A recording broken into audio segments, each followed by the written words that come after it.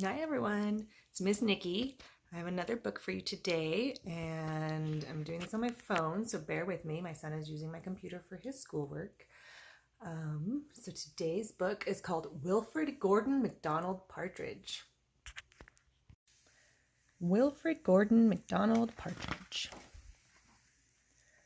There once was a small boy called Wilfrid Gordon McDonald Partridge, and what's more, he wasn't very old either.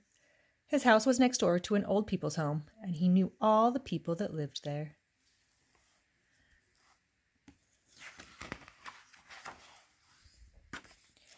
He liked Mrs. Jordan, who played the organ. He listened to Mr. Hosking, who told him very scary stories. He played with Mr. Tippet, who was crazy about cricket. He ran errands for Miss Mitchell, who walked with a wooden stick.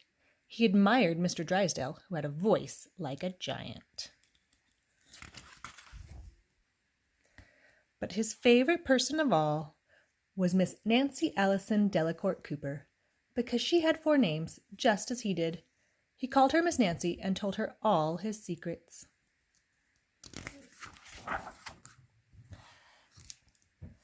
One day, Wilfrid Gordon heard his mother and father talking about Miss Nancy.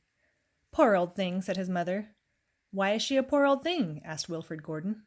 "Because she's lost her memory," said his father. "It isn't surprising," said his mother. "After all, she is 96. "What's a memory?" asked Wilfrid Gordon. He was always asking questions. "It is something you remember," said his father.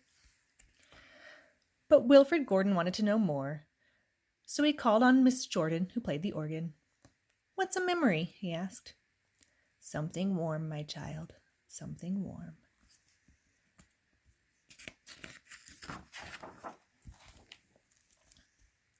He called on Mr. Hosking, who told him scary stories. "What's a memory?" he asked. "Something from long ago, me lad, something from long ago."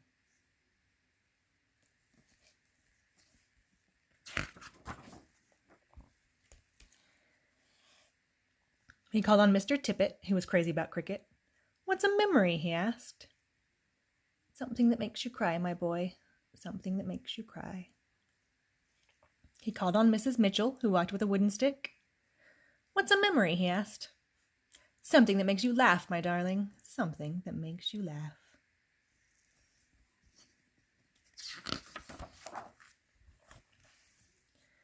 He called on Mr. Drysdale, who had a voice like a giant. "What's a memory?" he asked. "Something as precious as gold, young man, something as precious as gold."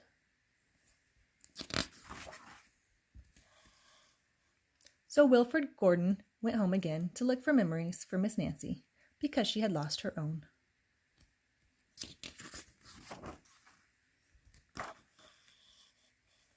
He looked for the shoebox of shells he had found long ago last summer and put them gently in a basket. He found the puppet on a string, which always made everyone laugh, and he put that in the basket too. He remembered with sadness the medal which his grandfather had given him, and he placed it gently next to the shells.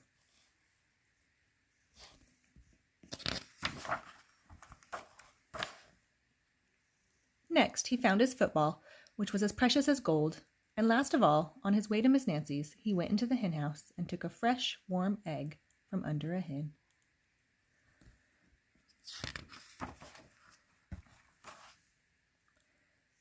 Then Wilfrid grimly called on Miss Nancy and gave her each thing, one by one.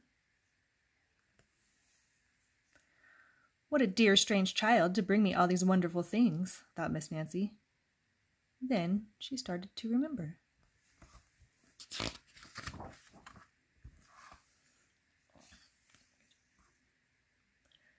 She held the warm egg and told Wilfrid Gordon about the tiny speckled blue eggs she had once found in a bird's nest in her aunt's garden. She put a shell to her ear and remembered going to the beach by tram long ago, and how hot she had felt in her button-up boots.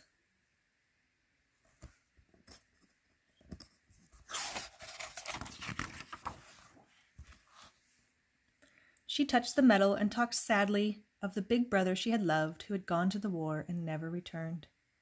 She smiled at the puppet on the strings and remembered the one she had shown to her sister, and how she had laughed with a mouthful of porridge.